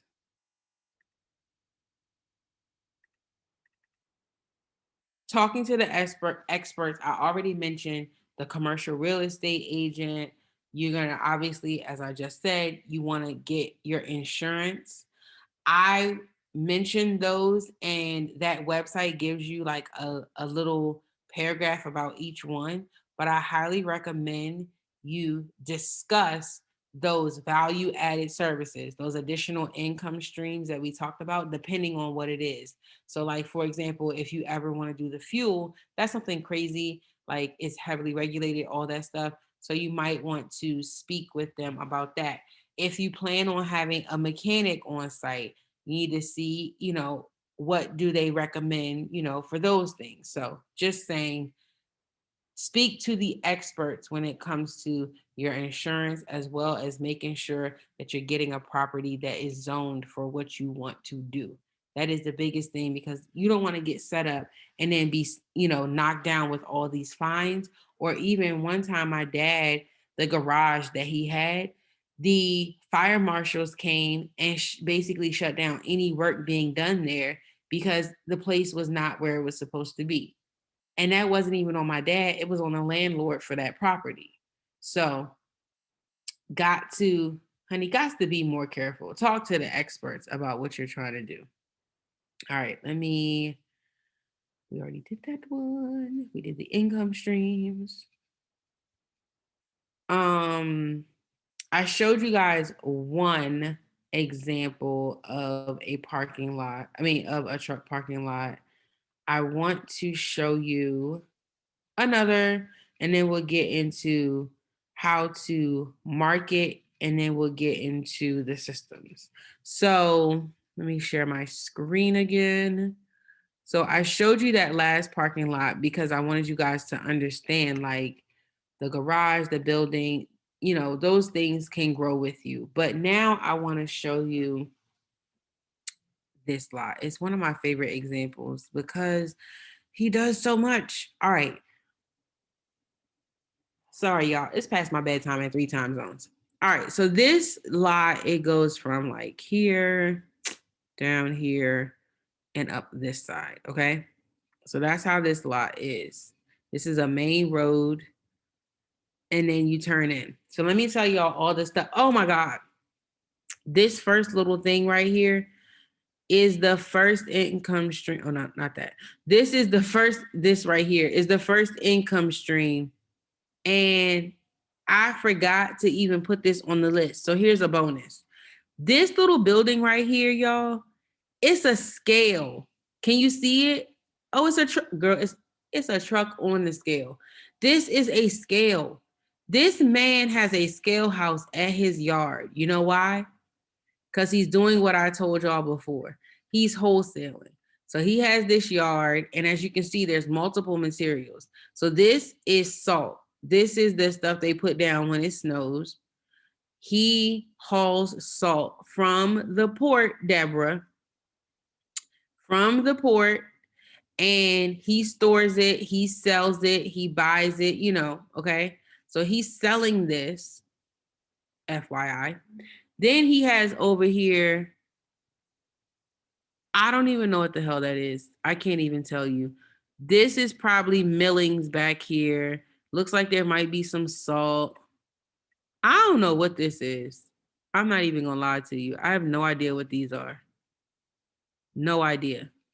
But these lines you see here, these are cement blocks that are separating the different materials. So when I said that you could literally have these, oh, and there's some stuff under here too. You see there's trucks parked back here. This is where he be parking some of his trucks at. And then down here, he has a garage, okay? This is my favorite lot because he does everything. I can't remember what this is, but there's garage bays on this side. This is like a little office door. There's garages. There's another office over here. He has parking. So if you park your truck at his yard, you park your car up here. And then where all this stuff is, there's normally trucks lined here, and then there's trucks here. So as you can see, he has a pretty sizable lot. I didn't go and see how many acres it is or whatever, but this guy right here who owns this lot, I call him the $18 million man because all of these truckless income streams, he taught them to me. He sat me down in his office for literally like 3 hours, me in the bay. I have a whole composition notebook full of stuff that he told us we need to be doing. Most of his money, I call him the $18 million man because the year that he told us all this stuff, he made $18 million that year. And even though he owns truck, all the money did not come from the trucks. It came from this kind of stuff. So people come here, they load up with his materials. He has a scale. You weigh your truck, you pay him for the materials, and you pay him for the truck. Listen now, Brittany got a yard. She has materials. They come in. The trucks are somebody comes and hires her. Jeff hires her to put stones down at his new trucking lot. So Brittany hires her own trucks to haul that. So she's gonna get paid from that. Then she has the materials on site. She's gonna get paid from that, right? So these are just opportunities to keep the income streams rolling. And that's why I love the truck parking lots because you have so much opportunity there, okay? Another one I want to show you guys is this one. Now, this is insane because let me tell you something. This is the biggest situation I've ever encountered. I don't know who the guy is that owns this, but balling out of control don't begin to explain it because he owns all of this, right? And all of this. When we started parking at that yard, it stopped right here after these walls. These are Jersey walls, right? And this stuff right here, this is material for the subway station that is being built. So the state is storing materials for the government contract here on this lot, FYI. Hello, did y'all hear me when I said that? Oh, okay. This lot ended right here. But because it was so full, as you can see, all types of stuff is going on here. Trucks, cars, buses. Different people are operating different kinds of businesses out of here. But back here is where we parked all the trucks at. He done added all of this on. He done knocked down trees, put more millings, and added all this space on because more and more people are coming to park. So I'm just showing this to you so you guys can understand, like, this is not something that's going to go away. As more and more people continue to buy trucks, they're going to need places to park them, places to work on them, all of those things. And he has security.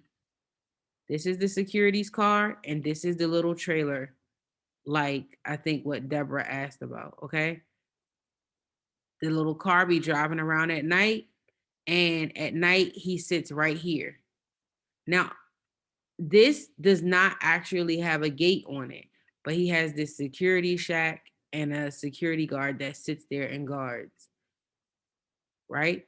And he be guarding these 2 lots. So I wanted to show you guys these lots so you could see all of the things, honey, all of the things. You see all kinds of vehicles and all sorts of stuff is going on in these lots. So for someone like Deborah who's wondering, like, where is the areas? Where are the places? Y'all have no idea how much time I spend on Google Maps.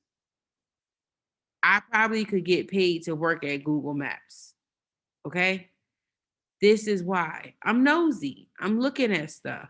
So if you have no idea where to begin your search, you might want to begin simply by identifying, okay, I'm near the port, right? So let's just do that. What is it called? Focus point.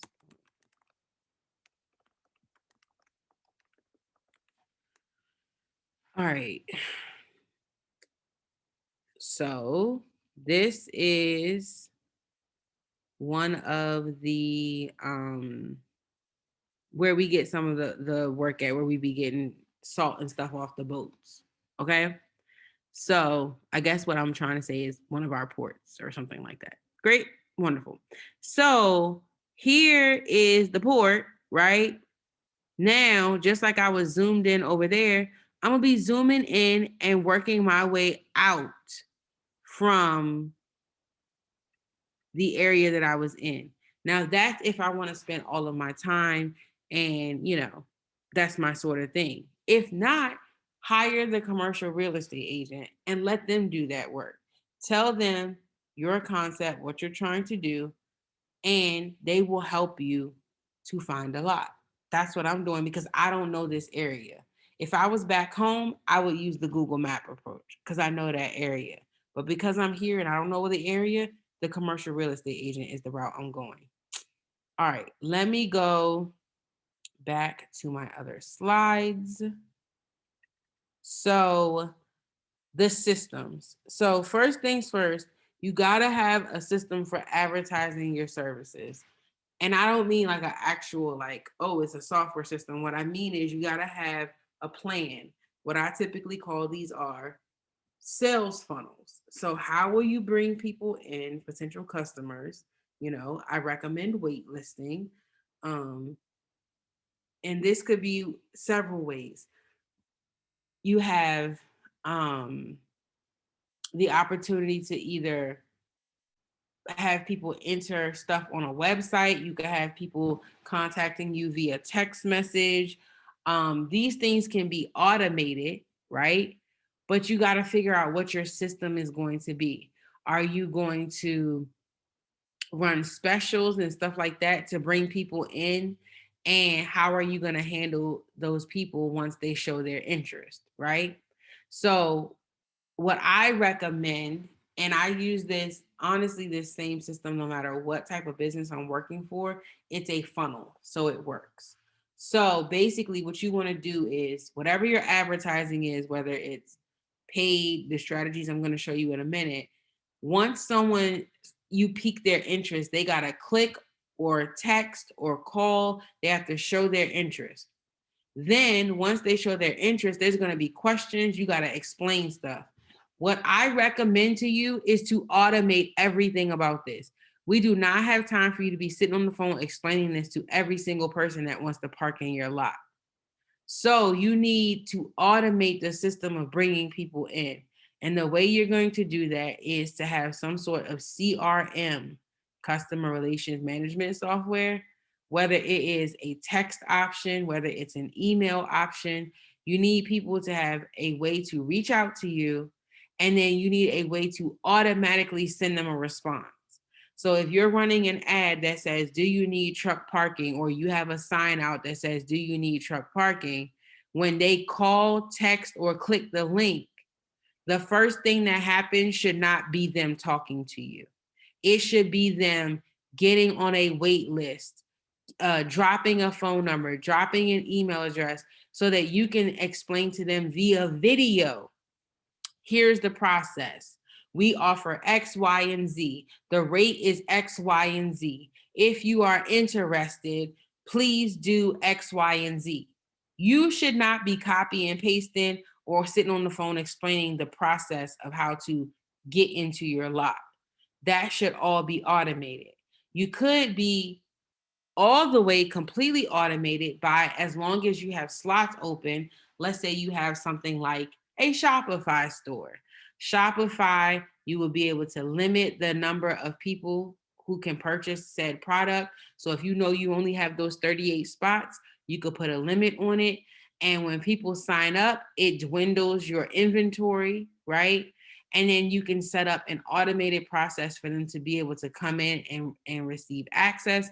Or even if someone is in person at your lot, in your face, a majority of this can be done electronically and in an automated way, meaning even if you have to explain it to them, once they start going through and putting their information in, all of it should be electronic.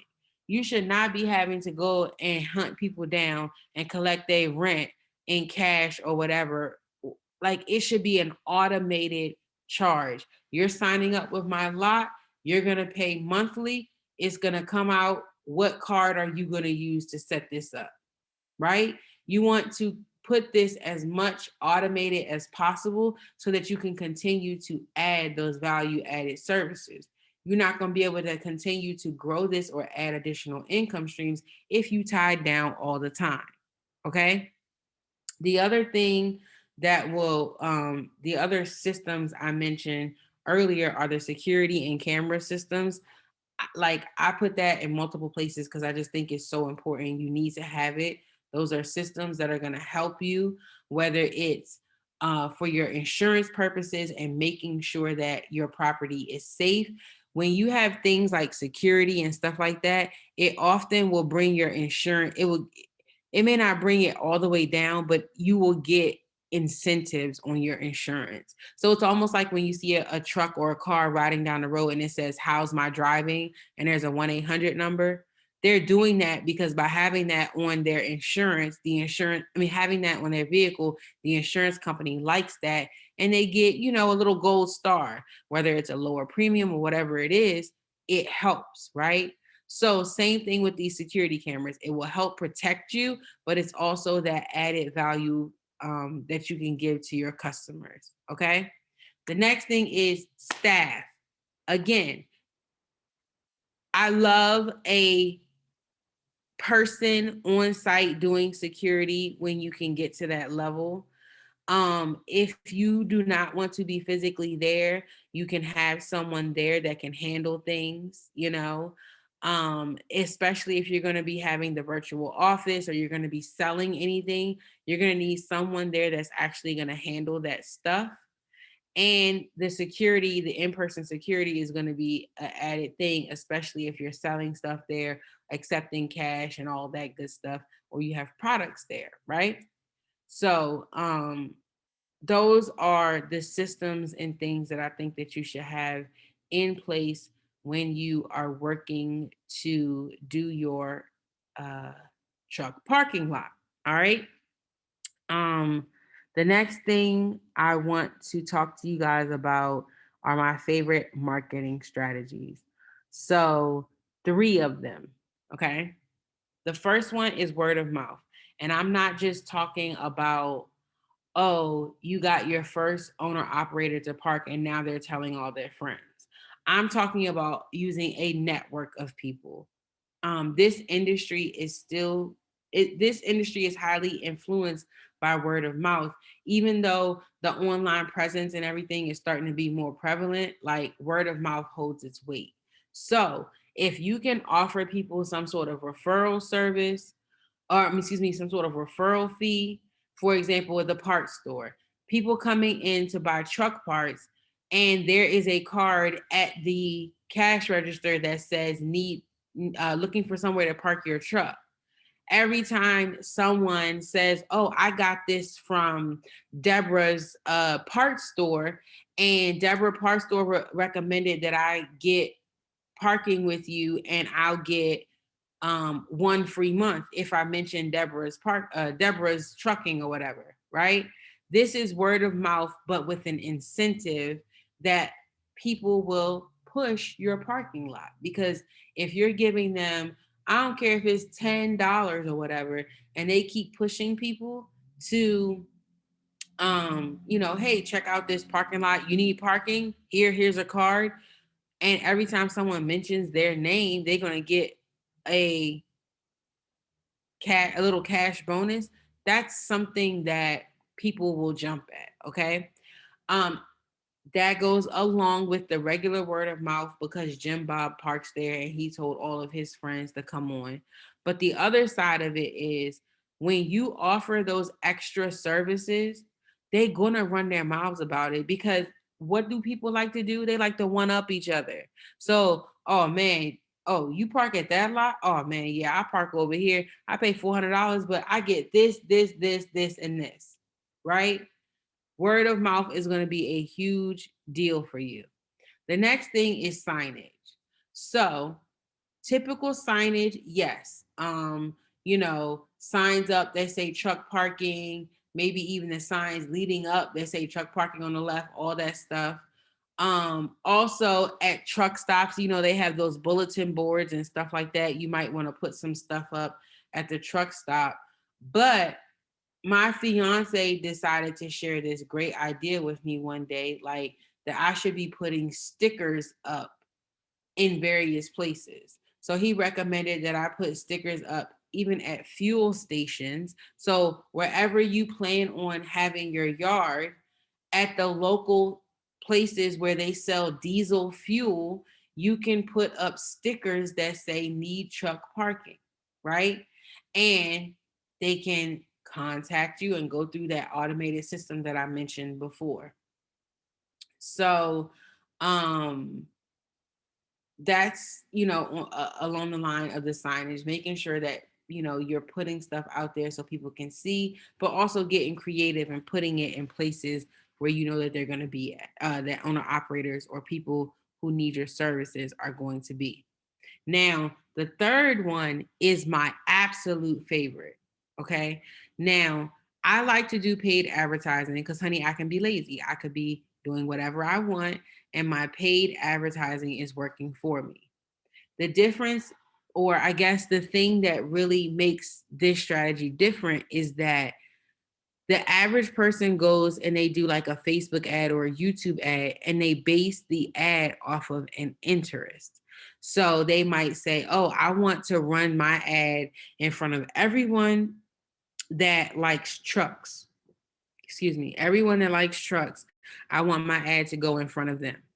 And the problem with that is like the equivalent of buying a TV commercial or a billboard. Everybody and their mama see it, but everybody and their mama is not your customer, right? So with paid advertising, you can drill down. And instead of just running your ads to people who like trucking, because I don't need a truck parking lot right now, but I do have a lot of truck pages and stuff on my Facebook, right? So instead of just doing that broad term or broad interest-based ad campaign, what I like to do is I like to drill down to where I know my truckers are going to be. So the same way I will put my business cards at the parts store, why not drill down and say, I want to run my ad that says looking for truck parking to anyone who went within 1 mile of the Love's truck stop down the street. If they're a truck driver or owner operator and they went to the Love's truck stop and they fueled up or did whatever it is that they did there, I want my ad to show to anybody who was within a half a mile or within 1 mile of that truck stop, because chances are those people are my target audience, as opposed to trying to run my ad to millions of people out there and none of them really care about my truck parking lot. What if I ran it to people who were local, who were near my lot, within 10, 20, 30 miles of my lot, and might actually have a use for it? Does that make sense? So with paid advertising, you can drill down. Like I said, I believe on Facebook, you can go down to either half a mile or down to a mile. So you literally find truck stops or heavily saturated areas where you are that truckers would be, and you drill down to that area and you run your ad to people who have been near that place in the past 7 days or whatever time frame you want. Now you have a highly targeted ad to people who might actually need your products and or services. And I would do that with all of them. Are you in a truck and need to print documents? I have plenty of parking, and I have office hours, so you can do the same strategy for all of the services that you want to offer and still run it to people who are within a certain area. Okay. The same thing, it's not just truck stops. Like, for example, Amazon fulfillment centers. You could look up the address or you could look up Amazon fulfillment centers, because a fulfillment center, first of all, is huge in itself. Like a fulfillment center could be a square mile in itself, right?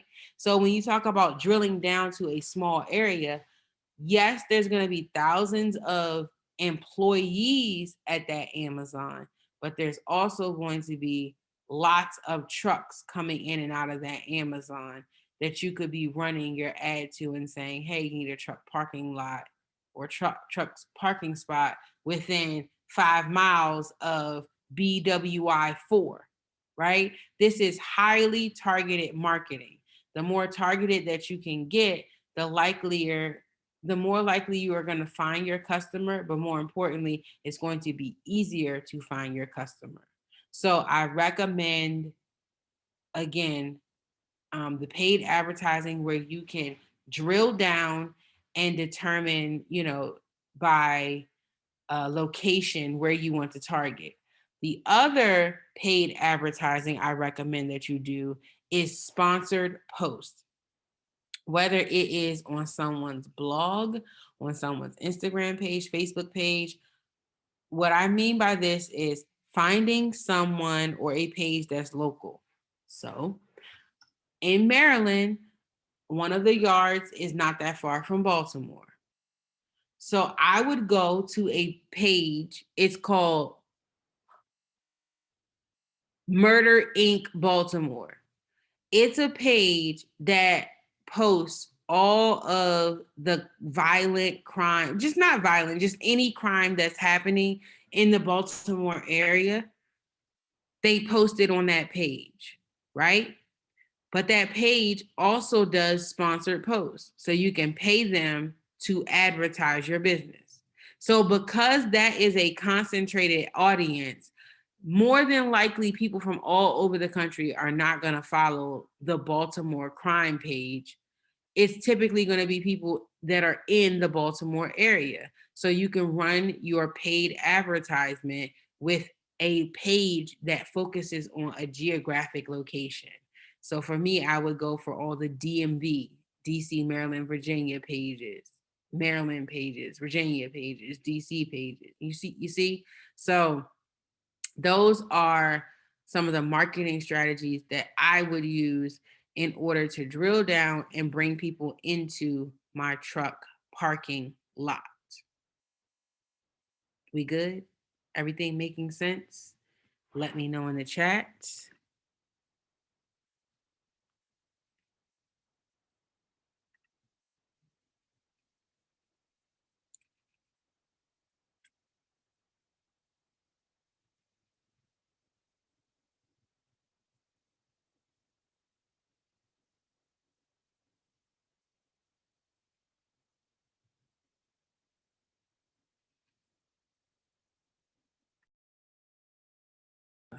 Oops. Okay, so just bear with me. I'm just scrolling through my notes just to make sure I didn't miss anything.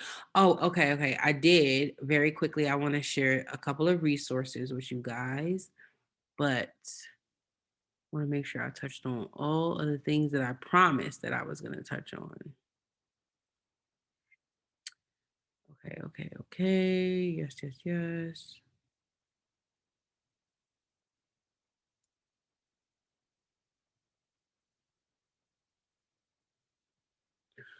Okay, let me show you all a website. No.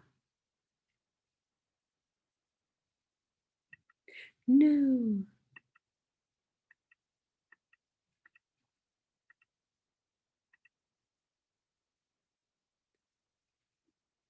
Okay.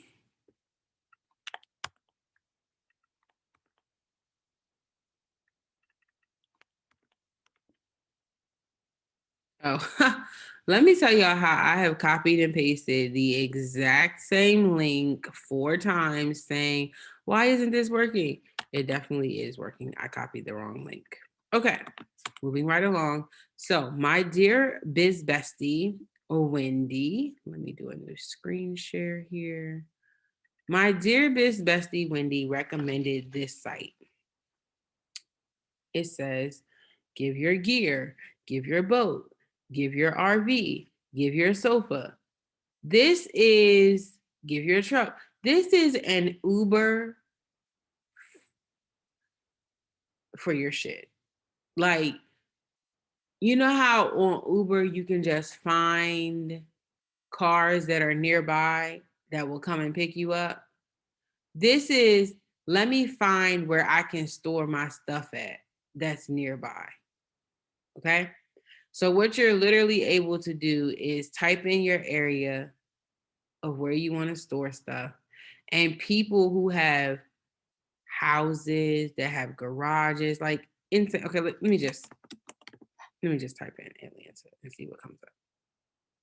So I've never done this. Okay, just so you know, I've never searched on this site, so we're about to do this together, and I have no idea what I just did. However, Is that curb.com? no, this is neighbor.com. Okay, because Curb does this. What's it Okay, called? go ahead. Curb, CURB? No, you go ahead. You go ahead. No, I'm asking, is that what you said? Curb.com?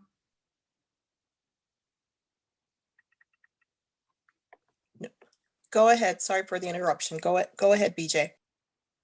Oh, crap. What did I just do? Hold on.